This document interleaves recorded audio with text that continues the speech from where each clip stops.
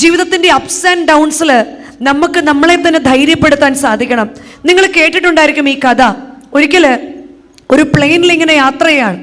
ആ പാസഞ്ചേഴ്സ് എല്ലാം വളരെ ആകാംക്ഷയോടെ ഒരു 15 മിനിറ്റ്സിനകം അവർ ലാൻഡ് ചെയ്യും. പെട്ടെന്ന് തന്നെ ഫ്ലൈറ്റ് ഒരു എയർ ഗട്ടറിൽ വീഴുകയാണ്.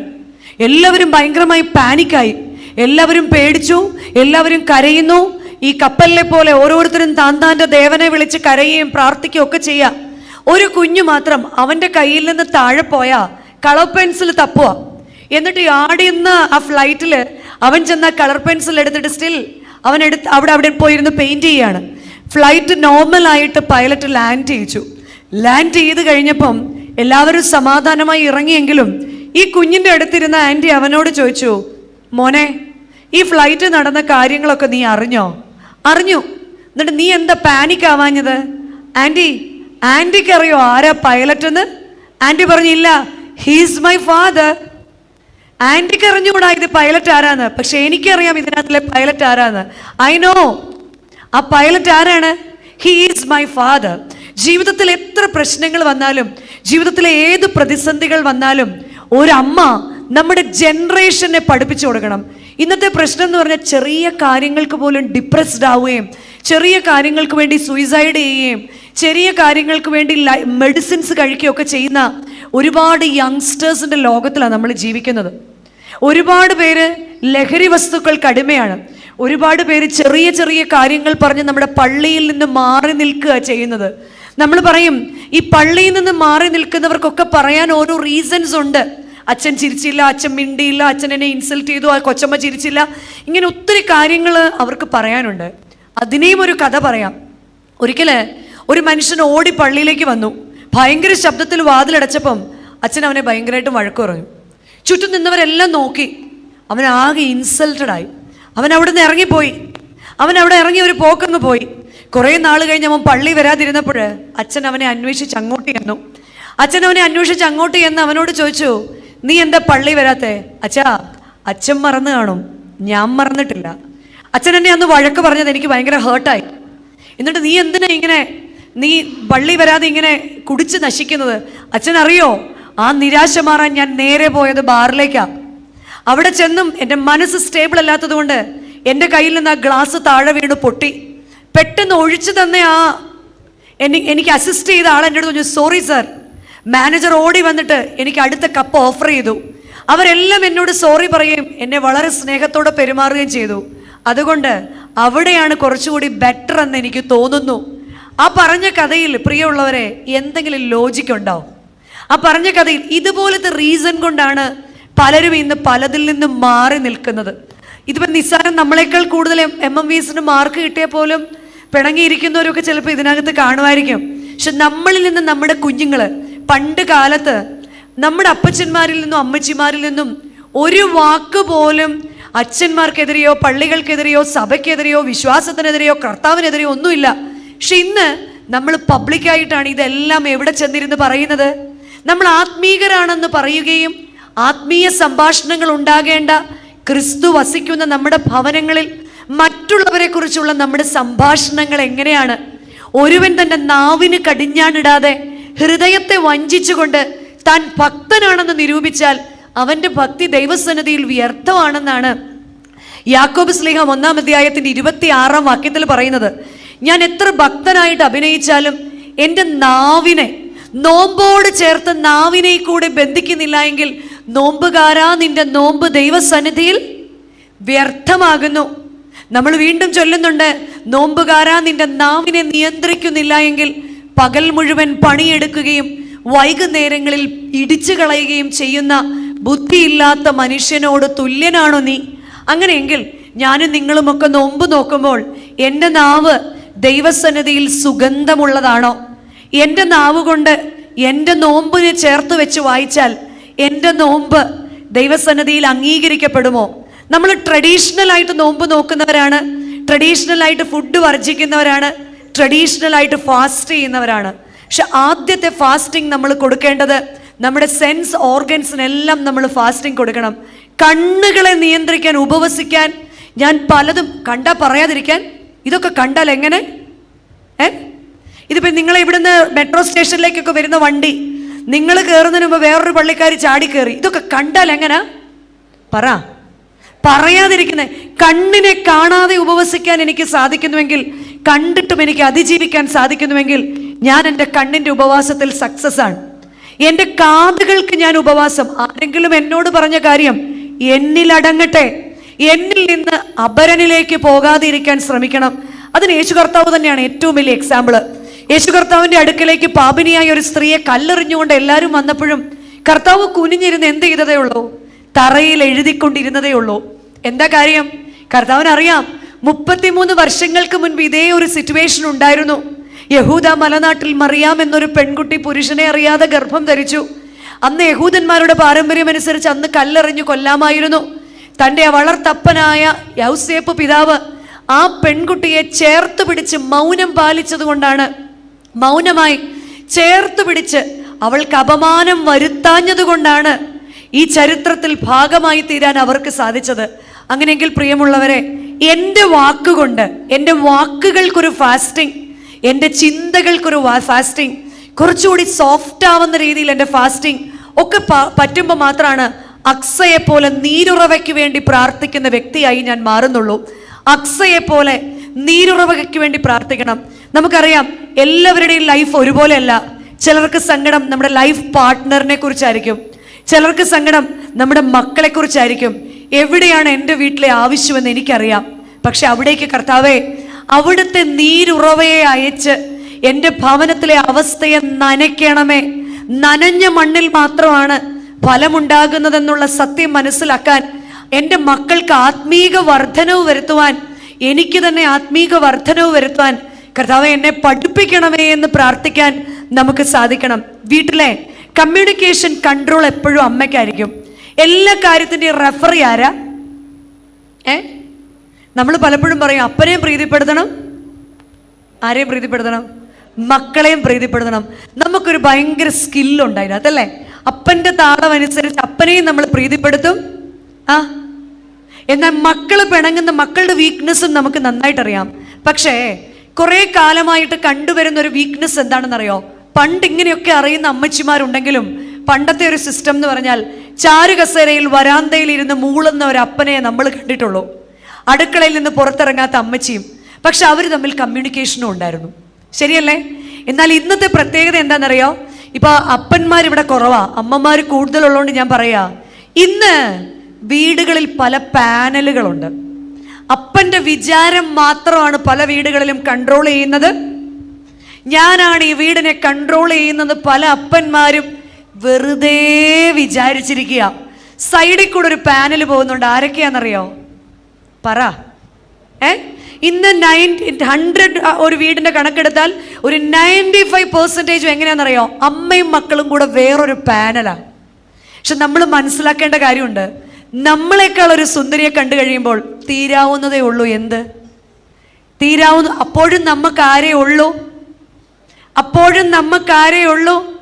കുറവുണ്ടെങ്കിലും നമ്മളോടൊപ്പം അന്നുണ്ടായിരുന്നവനെ ഇപ്പോഴും ഉള്ളൂ എന്നുള്ള സത്യം നമ്മൾ മനസ്സിലാക്കാൻ വൈകിപ്പോവും. മക്കളോട് ചേർന്ന് അപ്പനെ ഒറ്റപ്പെടുത്തുന്ന ഒരു സ്വഭാവം. അപ്പന് കുറവുകൾ കാണും, കുറ്റങ്ങൾ കാണും. പക്ഷെ മക്കളോട് ചേർന്ന് നിന്ന് അപ്പനെ കുറ്റപ്പെടുത്തുന്ന ഒരമ്മ പ്രാർത്ഥിക്കുന്ന അമ്മയാണെന്ന് പറഞ്ഞിട്ട് കാര്യമില്ല. അപ്പൻ്റെയും മക്കളുടെയും ഇടയ്ക്ക് നിന്ന് അവർക്ക് വേണ്ടി ദൈവസന്നിധിയിൽ മുട്ടുമടക്കുന്ന ഒരമ്മ, അവർക്ക് വേണ്ടി ദൈവസന്നിധിയിൽ കണ്ണുനീര് പൊഴിച്ച് ഒരുമിച്ച് കൊണ്ടുപോകുന്ന ഒരു റെഫറിയാകാൻ അമ്മയ്ക്ക് സാധിക്കുമ്പോൾ മാത്രമാണ് ആത്മീക വർധനവ്. ഈ 2026 ആയിട്ടും എൻ്റെ ജീവിതത്തിൽ ഒരു മാറ്റവും ഉണ്ടായിട്ടില്ലെങ്കിൽ ഞാൻ എൻ്റെ ആത്മീകതയൊന്ന് ശോധന ചെയ്യേണ്ടിയിരിക്കുന്നു. അതെന്താ കാരണം എന്നറിയാമോ? നമ്മുടെ പ്രാർത്ഥനയിൽ പരിശുദ്ധാത്മാവില്ല എന്നതാണ് അതിൻ്റെ അർത്ഥം. രണ്ടാമതായിട്ട് ശ്ലീഹ പറയുന്നത് എന്തായിരുന്നു? പരിശുദ്ധാത്മാവിൽ പ്രാർത്ഥിച്ചു.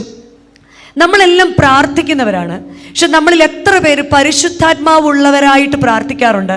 പ്രാർത്ഥനയ്ക്ക് എന്തെങ്കിലും കുറവുണ്ടോ? പ്രാർത്ഥനയ്ക്ക് എന്തെങ്കിലും കുറവുണ്ടോ? ഒരു കുറവുമില്ല പ്രാർത്ഥനയ്ക്ക്. എപ്പോൾ നോക്കിയാലും എന്തെങ്കിലും പേരും പറഞ്ഞ് പല രീതിയിലുള്ള, അല്ലേ? ഇതിപ്പോൾ MMVS ആയതുകൊണ്ടല്ലേ ഇത്രയും പേര് വന്നത്, അല്ലേ അച്ഛൻ പറയട്ടെ? കാരണം എന്താ? നമുക്കിതൊക്കെ ഒരു അഭിനിവേശമാണ്, ഇതൊക്കെ വലിയ. പക്ഷേ അതിന് തക്ക പ്രൊഡക്റ്റ് നമ്മളിൽ നിന്ന് ഉണ്ടാകുന്നുണ്ടോ എന്നാണ് ചോദ്യം. ഒരിക്കലും കാട്ടിലെ ഭയങ്കര തണുപ്പത്ത് ഇങ്ങനെ കുരങ്ങന്മാരെല്ലാം വട്ടത്തിലിരുന്ന് വർത്താനം പറയാ.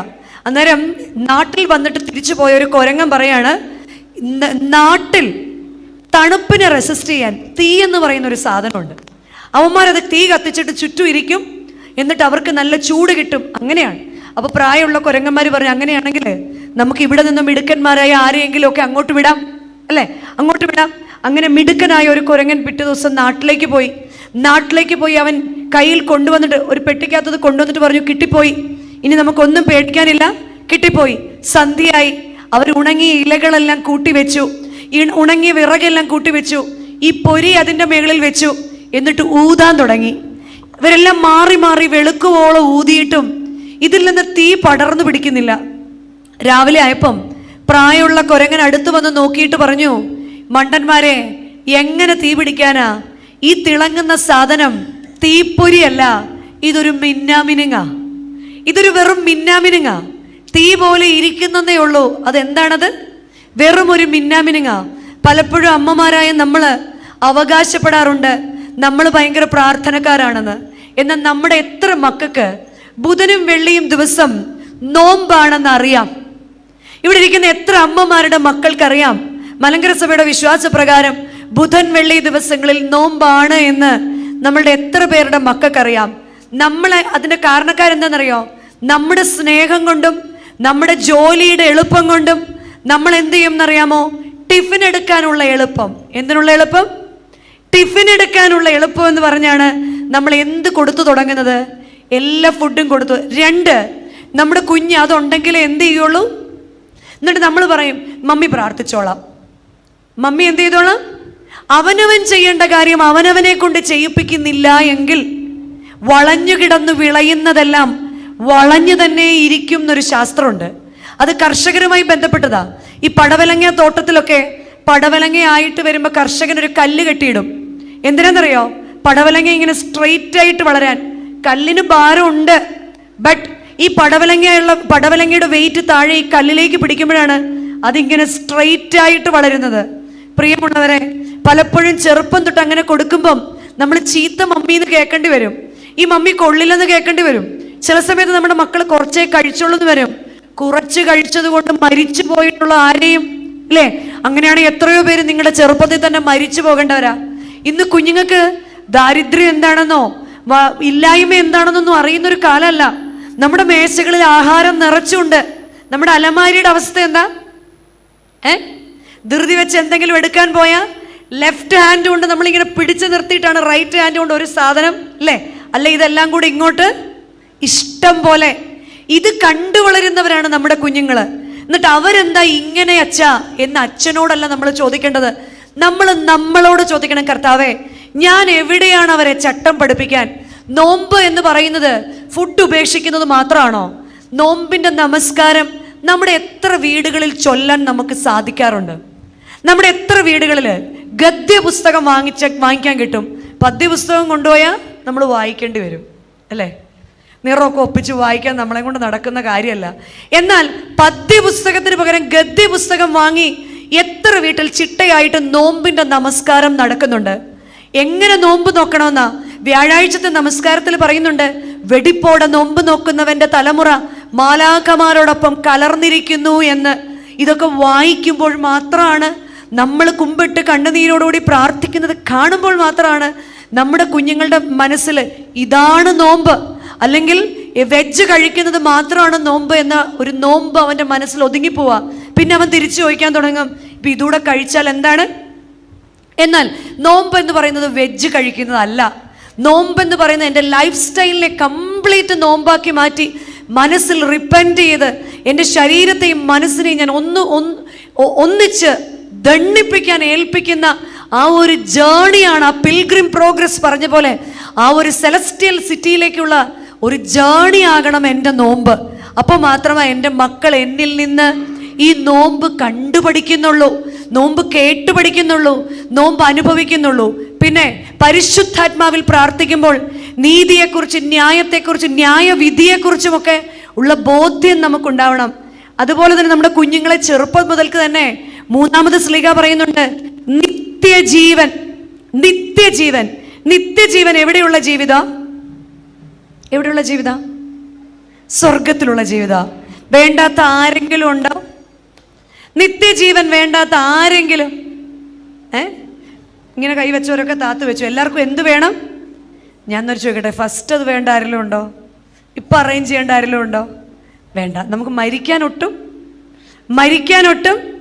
ഈ നിത്യജീവൻ എന്നൊരു ബോധ്യം നമ്മുടെ കുഞ്ഞുങ്ങളോട് പറഞ്ഞു കൊടുക്കണം. വാട്ട് ഈസ് ഇറ്റേണിറ്റി എന്ന് ചോദിക്കുമ്പോൾ നമ്മൾ കുർബാനയിൽ എന്നും പാടാറുണ്ടല്ലേ, താതനിരുത്തും മേശയ്ക്കായി പരികർമ്മിക്കും സുതൻ റൂക്കുതിച്ച പാറക്കിളീത്ത, അല്ലെ? താതനിരുത്തുന്ന മേശയ്ക്ക് പിതാവാം ദൈവത്തോടൊപ്പം മേശയിൽ പുത്രൻ തമ്പുരാനോട് ഒപ്പം വിളമ്പിത്തരുന്ന അവസ്ഥയിൽ റൂക്കുതിച്ച പാറക്കിളീത്ത റൂഹ മുടി ചൂടുന്ന ആ മനോഹര ദിവസത്തെ ലക്ഷ്യം വെക്കുന്നവന് സ്വയം പറ്റിക്കാനും സ്വയം ചതിക്കാനും സാധിക്കില്ല.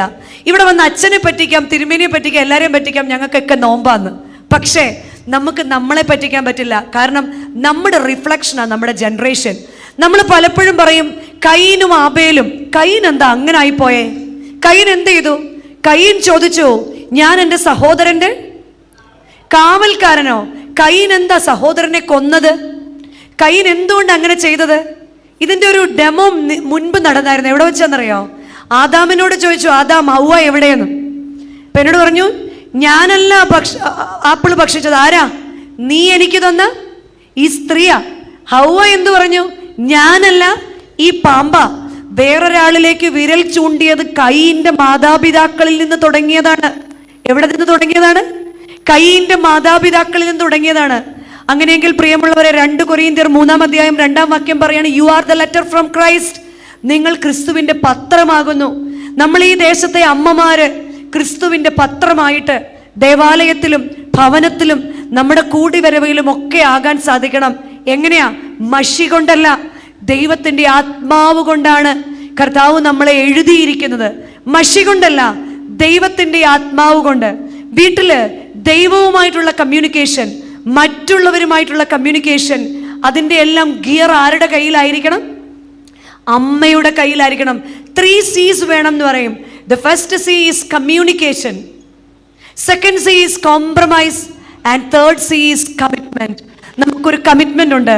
ദൈവസന്നിധിയിൽ നമ്മൾ എടുത്ത കമ്മിറ്റ്മെന്റ് ആണ് ഈ വീടിനെ നടത്താനുള്ള ഭാഗ്യം. അങ്ങനെ മുടിചൂടിയാണ് നമ്മളെ വിട്ടിരിക്കുന്നത്. അങ്ങനെയെങ്കിൽ എൻ്റെ ഭവനക്കാരും ദൈവവും തമ്മിലുള്ള കമ്മ്യൂണിക്കേഷൻ, എൻ്റെ ഭവനത്തിൽ എല്ലാവരും തമ്മിലുള്ള കമ്മ്യൂണിക്കേഷൻ. നമ്മുടെ കമ്മ്യൂണിക്കേഷൻ കളയുന്നത് ആരാന്നറിയോ? നമ്മൾ കുറ്റം പറയുന്ന മുഴുവൻ TV-യെയും ഫോണിനെയാ.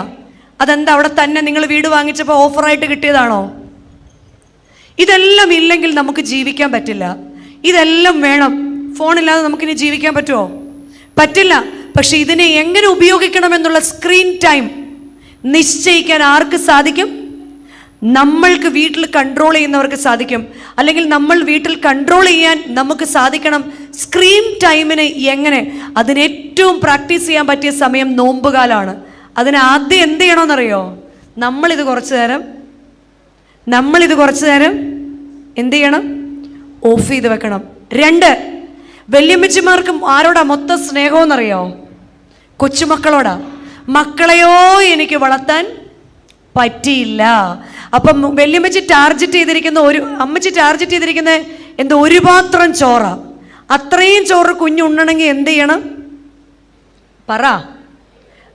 ഫോൺ എടുത്ത് ഗെയിമുമായിട്ട് കയ്യിലോട്ട് അങ്ങോട്ട് കൊടുക്കും. അപ്പൊ കുഞ്ചി അമ്മയ്ക്ക് 5 മക്കളാണ്. 5-ാമൻ ഓമന്. അതാണ്ട് ഇവരെല്ലാം പഠിച്ചത് കണ്ടോ? അപ്പൊ ഇതെല്ലാം റെഗുലറായിട്ട് നടക്കുന്നുണ്ട്. കുഞ്ചി അമ്മയ്ക്ക് 5 മക്കളാണ്, അല്ലേ? ഇതൊക്കെ വെച്ച് അങ്ങോട്ട് കൊടുക്കും. അപ്പൊ ചോറ് മുഴുവൻ നമുക്ക് ഒറ്റ ലക്ഷ്യം മാത്രമുള്ളൂ, എന്ത്? ചോറുണ്ണുക.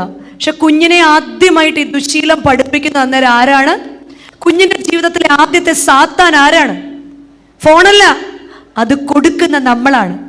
കുഞ്ഞിനെ ബാല്യം മുതൽക്ക് തന്നെ screen time, prayer time, study time, ഇതിനെല്ലാം തരംതിരിക്കാൻ ഒരു വീട്ടിൽ അമ്മയ്ക്ക് മാത്രമാണ് അതിനുള്ള പവർ ഉള്ളത്. നമ്മൾ പറയും കൊച്ചമ്മ പറയുന്ന പോലെ ഇതൊന്നും നടക്കുന്ന കാര്യമൊന്നും, ഇതൊന്നും ഞങ്ങളുടെ വീട്ടിൽ നടക്കുന്ന കാര്യമില്ല. അങ്ങനെയാണ് കർത്താവ് നമ്മളെ സൃഷ്ടിച്ചിരിക്കുന്നത്. അറിയാമോ? ഒരു മനുഷ്യ ശരീരത്തില് സഹിക്കാവുന്ന വേദന എന്ന് പറഞ്ഞാൽ 42 ഡെല്ലാണ്. പക്ഷെ നമ്മൾ ഒരു കുഞ്ഞിന് ജന്മം നൽകുമ്പോൾ 52 ഡെൽ യൂണിറ്റ് പെയിൻ ആണ് നമ്മൾ ഒറ്റ ഡെലിവറിയിൽ നമ്മുടെ ബോഡി ഏറ്റുവാങ്ങുന്നത്. അതായത് 20 അസ്ഥികൾ ഒന്നിച്ച് നുറുങ്ങുന്ന വേദനയാണ് ഒരമ്മ ഒരു കുഞ്ഞിന് ജന്മം നൽകുമ്പോൾ അത്രയും വേദനയെ താങ്ങാനുള്ള ശക്തി പഠിപ്പിച്ചുകൊണ്ടാണ് കർത്താവ് ഒരു സ്ത്രീയെ ആരാക്കി മാറ്റുന്നത്?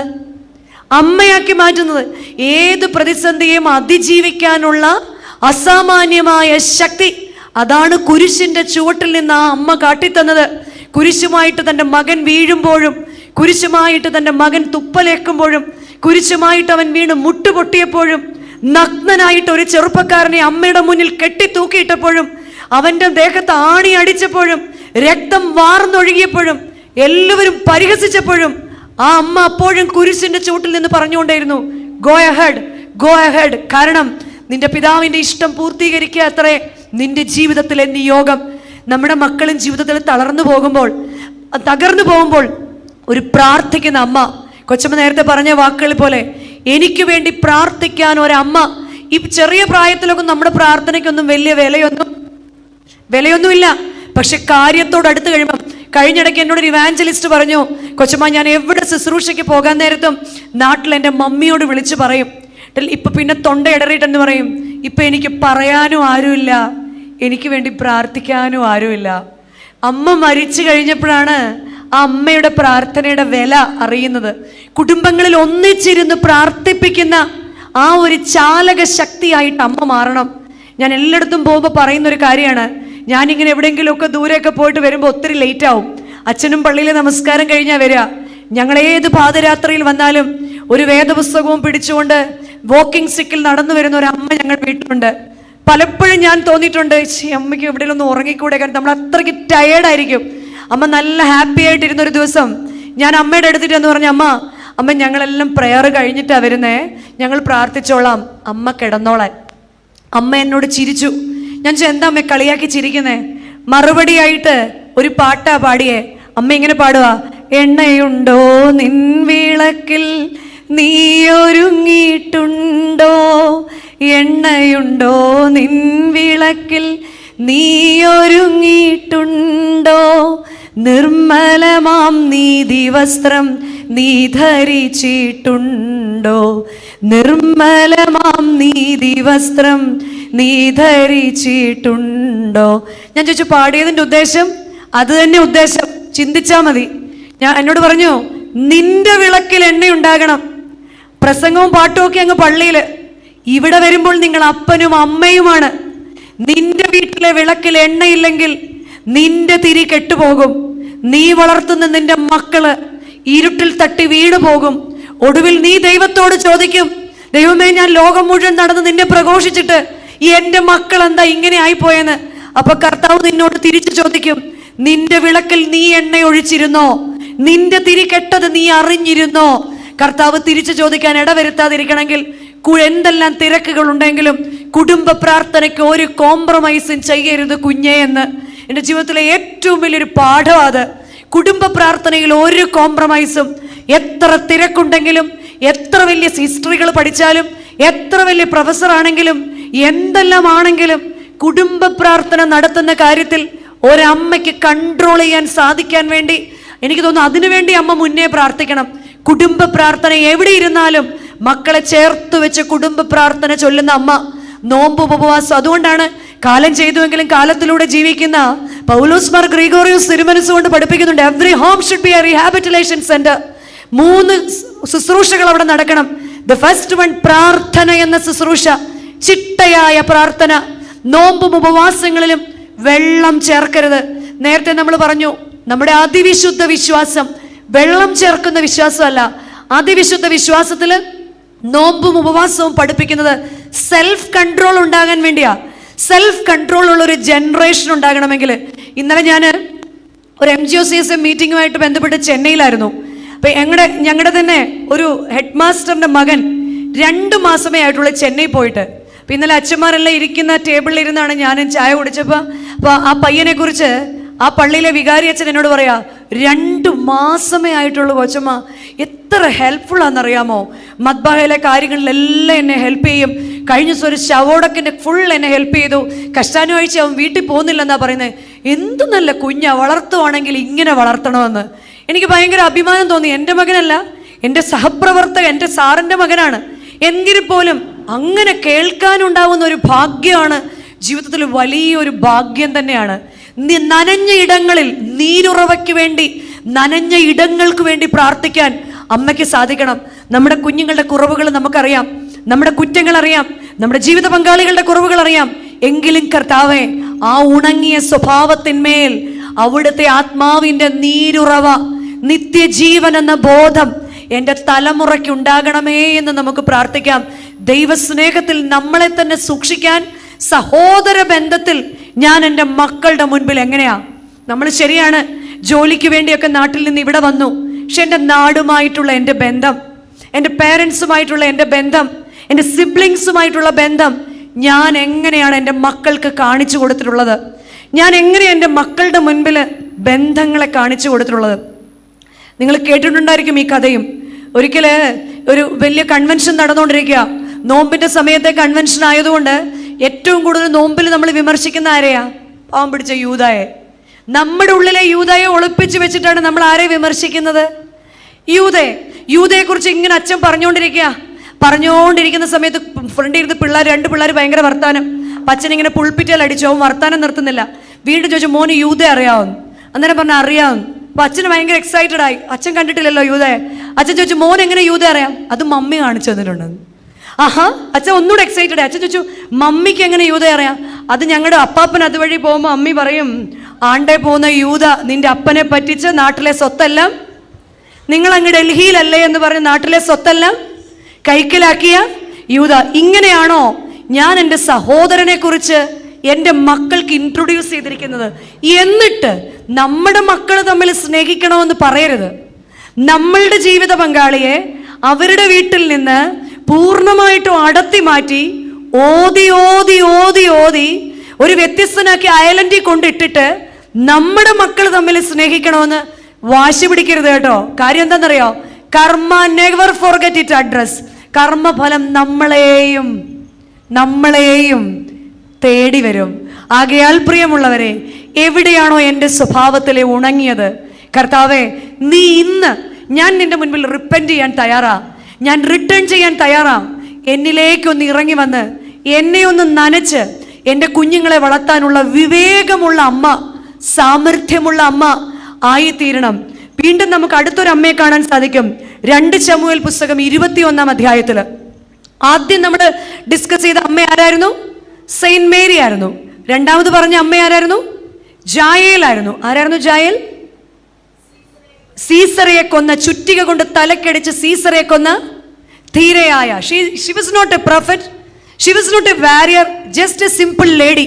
പക്ഷെ ഒരു വലിയൊരു വാരിയറിനെ കൊല്ലാനുള്ള പവർ ആർജിച്ചെടുത്ത, ശത്രുവിനെ കൂടാരത്തിൽ വിളിച്ച് കയറ്റി കൊല്ലാൻ ധൈര്യം കാണിച്ച സ്ത്രീയാണ് ജായേൽ. തേർഡ് വൺ അക്സ എന്തിനു വേണ്ടി ചോദിച്ചു? വിവേകത്തോടെ നീരുറവയ്ക്ക് വേണ്ടി പ്രാർത്ഥിച്ചു. വിവേകത്തോടുകൂടി നീരുറവയ്ക്ക് വേണ്ടി പ്രാർത്ഥിച്ച അക്സയെ പോലെ നമ്മുടെ പ്രാർത്ഥനകളും നമസ്കാരങ്ങളുമായി തീരട്ടെ.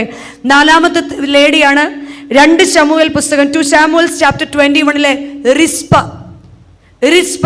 ആരാണ് റിസ്പ എന്ന് ചോദിച്ചാൽ വിശുദ്ധ വേദപുസ്തകത്തിൽ 2 സ്ഥലത്തെ റിസ്പയെ കുറിച്ച് പറയുന്നുള്ളൂ.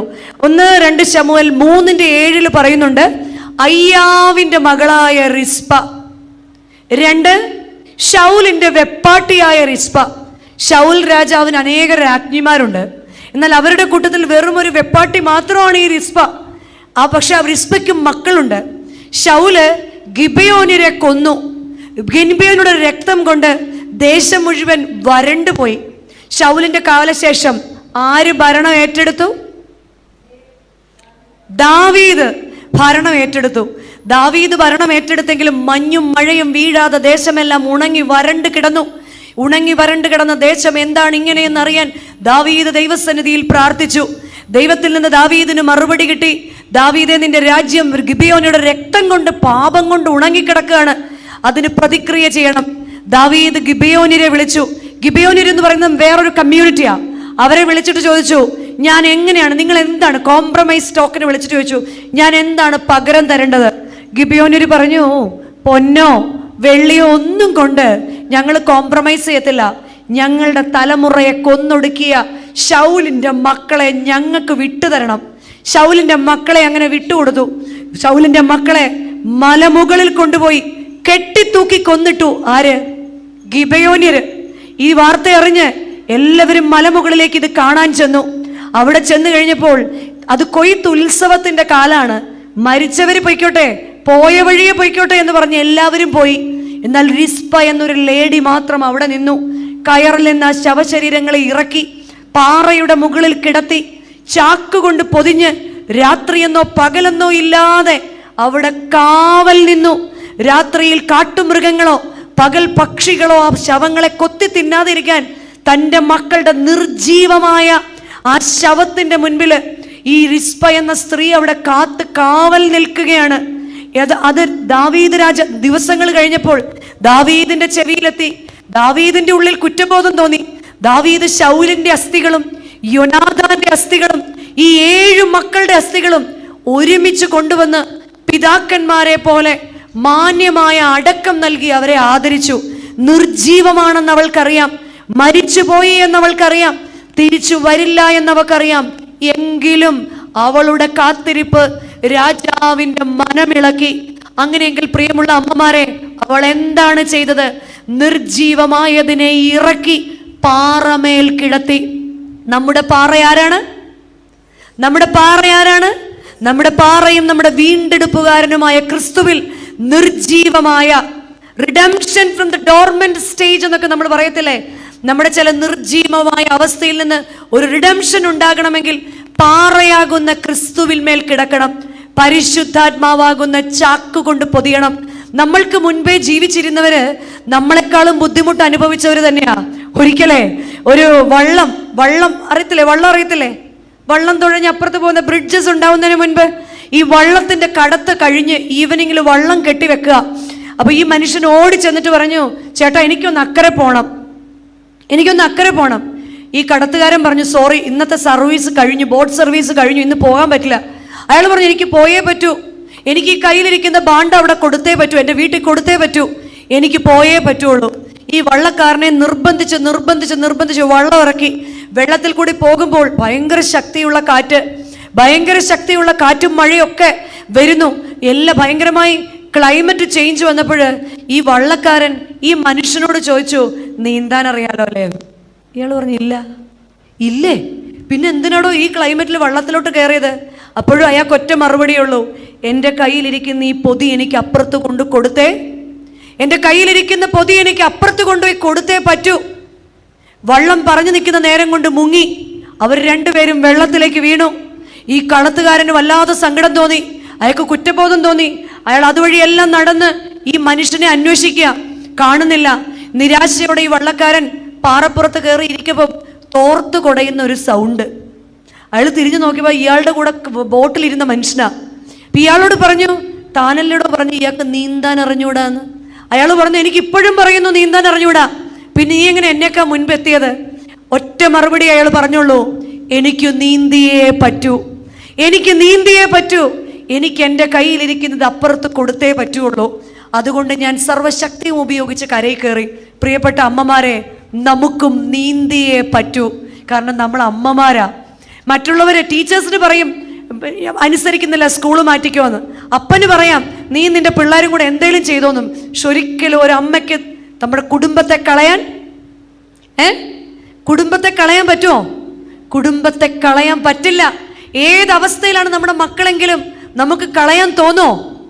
നമ്മൾ എത്ര മോശക്കാരാണെങ്കിലും നമുക്ക് അവരെ ഉപേക്ഷിക്കാൻ പറ്റുമോ? നമുക്കും നീന്തിയേ മതിയാവും. നീന്തി കയറിയാൽ മാത്രം പോരാ, നമ്മുടെ കയ്യിലിരിക്കുന്ന ഈ ബാറ്റൻ അടുത്ത ജനറേഷനിലേക്ക് കൊടുത്തേ മതിയാവും. ആ മനുഷ്യൻ പറഞ്ഞതുപോലെ എൻ്റെ കയ്യിലിരിക്കുന്ന ഈ പൊതി എനിക്ക് അപ്പുറത്ത് കൊടുത്തേ മതിയാവും. പ്രിയപ്പെട്ട അമ്മമാരെ, നമ്മളുടെയും ജീവിതത്തിൽ ഇങ്ങനൊരു വലിയ കാര്യമുണ്ട്, വലിയൊരു വാള് നമ്മുടെ മുകളിലുണ്ട്. കർത്താവ് എന്നെ ഏൽപ്പിച്ചിരിക്കുന്ന കുടുംബം, എന്നെ ഏൽപ്പിച്ചിരിക്കുന്ന മനോഹരമായ കുടുംബം. നമ്മൾ പലപ്പോഴും മറ്റുള്ളവരുടെ ജീവിതം കാണുമ്പോൾ ഓർക്കും അതുപോലെയൊക്കെ ഒന്നായിരുന്നെങ്കിൽ, അല്ലേ? അതുപോലെയൊക്കെ. പക്ഷെ നമ്മൾ ചിന്തിക്കണം, ഞാൻ ഇന്ന് അനുഭവിക്കുന്നത് എത്രയോ പേരുടെ സ്വപ്ന. എത്രയോ പേർക്ക് വീടില്ലാത്തിടത്താണ് ഞാനൊരു വീട്ടിൽ കിടന്ന് ഉറങ്ങുന്നത്. നമ്മുടെ ജീവിത പങ്കാളിക്ക് സ്നേഹം കുറവാണ്, റൊമാൻറ്റിക് അല്ല, ടൂറ് പോകുന്നില്ല എന്നൊക്കെ തോന്നും. പക്ഷെ എത്രയോ പേർക്ക് ജീവിത പങ്കാളി ഇല്ലാത്ത സ്ഥാനത്താണ് കർത്താവ് എനിക്ക് കൂട്ടായിട്ട് ഒരാളെ തന്നിരിക്കുന്നത്. എത്രയോ പേർക്ക് മക്കളില്ലാത്ത സ്ഥാനത്താണ് അനുസരണക്കേടുണ്ടെങ്കിലും എൻ്റെ ദൈവം എനിക്ക് മക്കളെ തന്നിരിക്കുന്നത്, ഞാൻ പഠിച്ച ജോലി കോഴ്സ് അനുസരിച്ച് എനിക്കൊരു ജോലി കിട്ടിയില്ലെന്ന് നമ്മൾ പരാതി പറയുമ്പോൾ നമ്മൾ പറയണം, എത്രയോ പേർക്ക് ഇത്ര പോലും ജീവിക്കാൻ നിവൃത്തിയില്ലാത്തടത്താ ദൈവം എന്നെ ഈ ദേശത്ത് തൃപ്തി വരുത്തി കാത്തു പരിപാലിക്കുന്നത്. ഈ ദൈവസ്നേഹം ഉള്ളിലുണ്ടെങ്കിൽ മാത്രമേ, ഈ അഗാപ്പെ ഉള്ളിലുണ്ടെങ്കിൽ മാത്രമേ പുറത്തിൽ ഇതൊക്കെ നമുക്ക് ദൈവസന്നിധിയിൽ വെക്കാൻ സാധിക്കുകയുള്ളൂ. ഇവിടെ ഈ സ്ത്രീ പാറമേൽ വെച്ചതുപോലെ നമുക്കൊക്കെ വെക്കാൻ ഏറെ കാര്യങ്ങളുണ്ട്. നമ്മുടെ നിർജീവമായ തലമുറയെ വീണ്ടെടുക്കാൻ പൗലോസ് മാർ ഗ്രിഗോറിയോസ് തിരുമനസ് പറഞ്ഞ രണ്ടാമത്തെ കാര്യം, ബോധന ശുശ്രൂഷ കുടുംബങ്ങളിൽ ഉണ്ടായിരിക്കണം. ചെറുപ്പകാലം മുതൽക്ക് തന്നെ പ്രാർത്ഥന എന്ന ശുശ്രൂഷ, 2 ബോധനം എന്ന ശുശ്രൂഷ നമ്മുടെ കുടുംബങ്ങളിൽ ഇന്നുണ്ടോ? നമ്മുടെ കുഞ്ഞുങ്ങളോട് ചോദിച്ചാൽ ലോകത്തെ ബാക്കി എല്ലാ കാര്യങ്ങളും അവർക്കറിയാം. വേദപുസ്തകത്തിലെ എന്തെങ്കിലും കാര്യം ചോദിച്ചാൽ നമ്മുടെ മക്കൾക്ക് അറിയാവോ? എത്ര പേർക്ക് പറയാൻ സാധിക്കും എൻ്റെ മക്കൾക്ക് വേദപുസ്തകത്തിലെ ദാനിയേൽ ആരാണെന്ന് ചോദിച്ചാൽ അവർക്ക് അറിഞ്ഞൂടാ, യെശയ്യാവ് ആരാണെന്ന് ചോദിച്ചാൽ അവർക്ക് അറിഞ്ഞൂടാ. ഒരിക്കലൊരു സൺഡേ സ്കൂളിൽ ഒരു അച്ഛൻ ചെന്നു. എന്നിട്ട് എന്തെങ്കിലും ചോദിക്കണ്ടേ? അച്ഛൻ സൺഡേ സ്കൂളിൽ വരുമ്പോൾ എന്തെങ്കിലും ചോദിക്കണ്ടേ? അപ്പൊ അച്ഛൻ അവരോട് ചോദിച്ചു, വെള്ളത്തിൽ നിന്ന് വലിച്ചെടുത്തവൻ ആര്?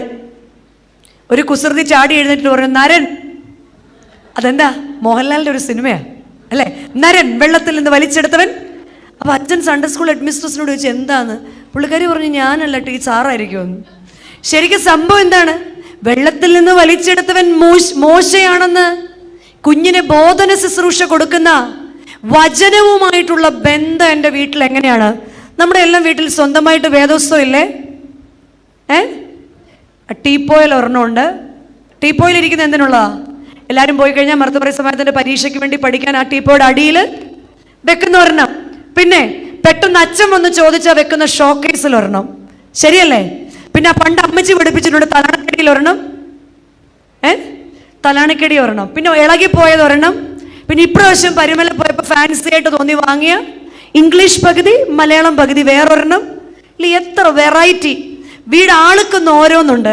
പക്ഷെ വൈകുന്നേരം പ്രാർത്ഥിക്കാനിരിക്കുമ്പോൾ ദാരിദ്ര്യമാണ്. എല്ലാവരും കൂടെ ഒരു വേദപുസ്തകത്തിൽ ആശ്രയിച്ചാണ്. ദൈവകൃപയിൽ ഞാൻ ആശ്രയിച്ച്. എന്താ കാര്യം? എല്ലാവരും കൂടെ ഒന്ന് കേട്ടാൽ മതിയെന്നേ. ഈ കാര്യത്തിൽ മാത്രം നമുക്ക് പിശുക്കാം. അതറിയണമെങ്കിൽ എന്ത് ചെയ്യണമെന്നറിയോ? വീട്ടിൽ ചെന്ന് നിങ്ങളുടെ വേദപുസ്തകം ഒന്നിങ്ങനെ നോക്കണം.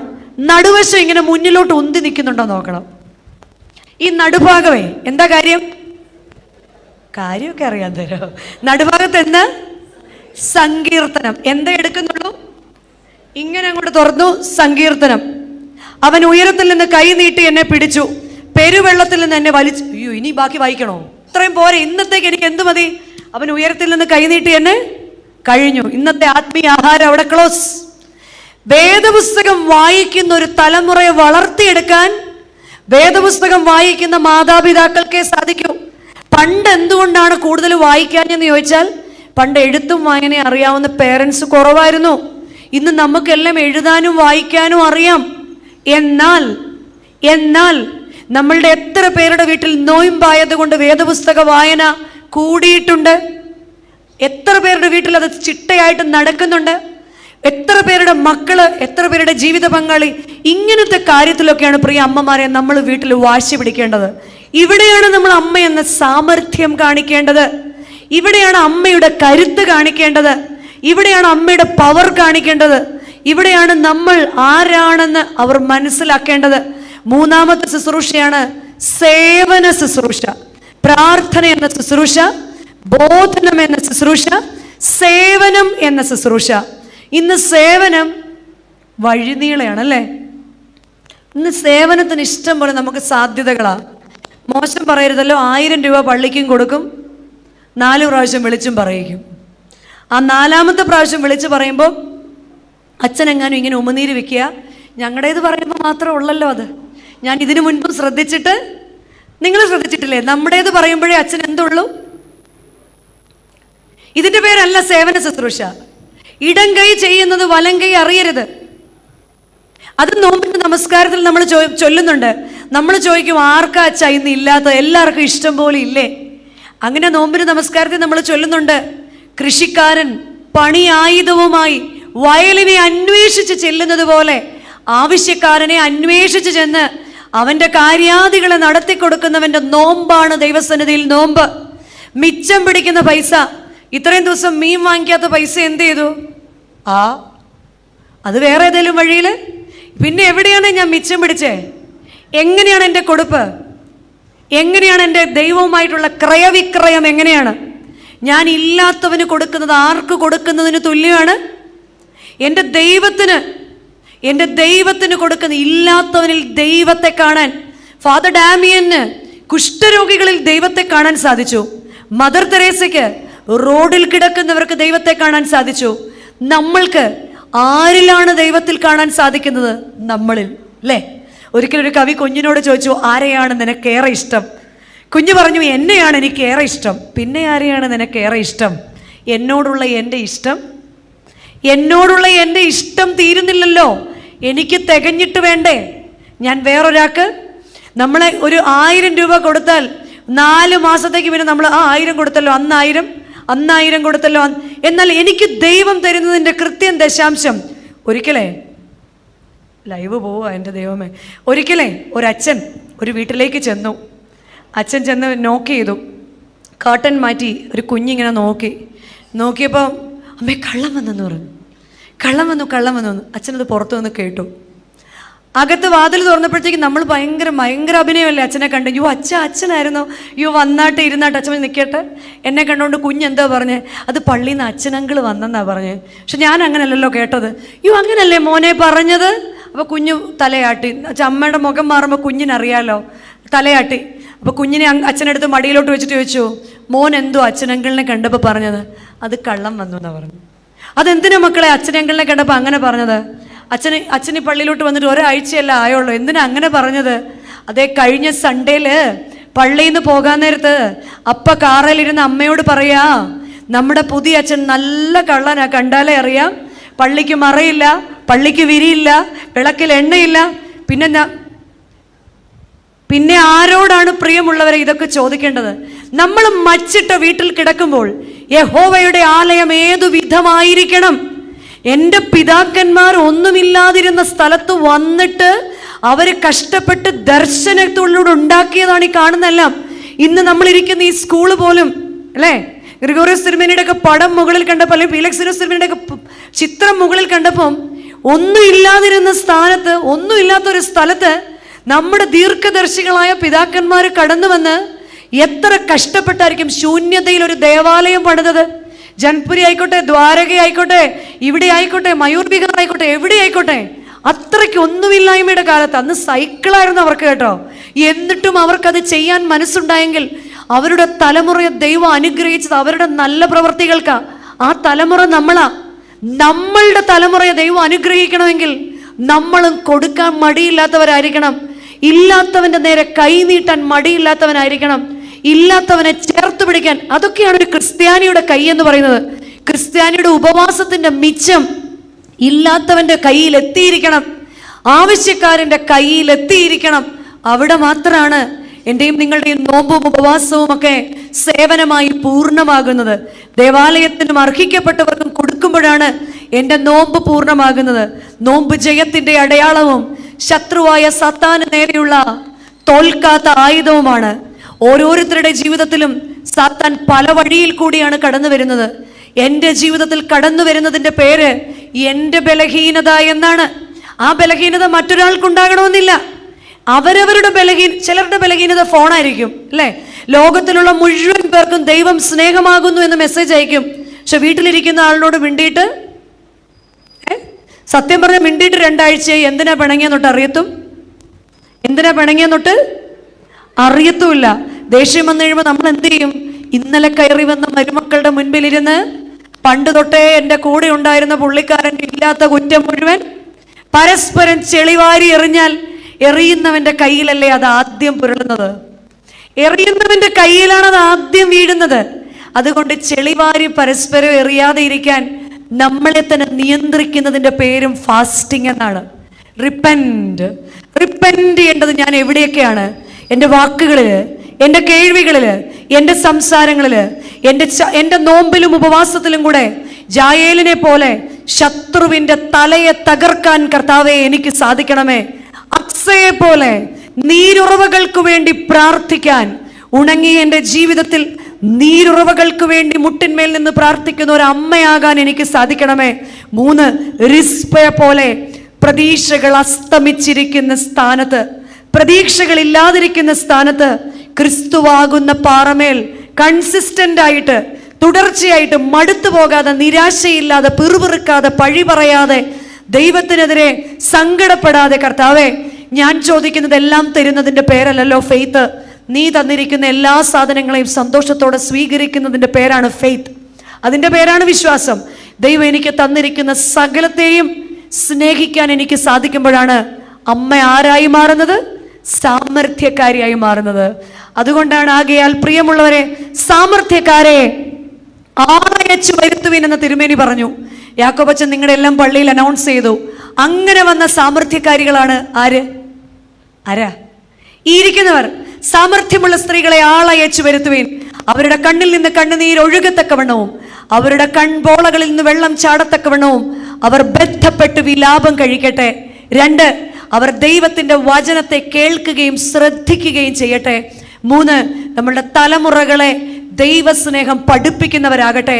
നമ്മുടെ മക്കള് പള്ളി വരാതിരിക്കുന്ന സങ്കടം ഹൃദയത്തിൽ കല്ലുപോലെ വഹിച്ചുകൊണ്ടിരിക്കുന്നവർ ഇതിനകത്തിലുണ്ട്. എത്രയോ പേര് നല്ല ജോലിയൊക്കെ ആയി കഴിഞ്ഞു. പ്രശ്നം ഒന്ന് മാത്രമേ ഉള്ളൂ, എന്താണെന്നറിയോ? അവർക്ക് ഉറങ്ങണം. ആകെ ഒറ്റ ദിവസമുള്ളൂ ഫ്രീ. ഏതാ? Sunday is A fun day, അല്ലേ? അവരത്ര വിചാരിക്കുന്നുള്ളൂ. ശരിക്കും നമ്മൾ ചിന്തിക്കുന്നത് പോലൊന്നും ചിന്തിക്കുന്നുണ്ടാവില്ല.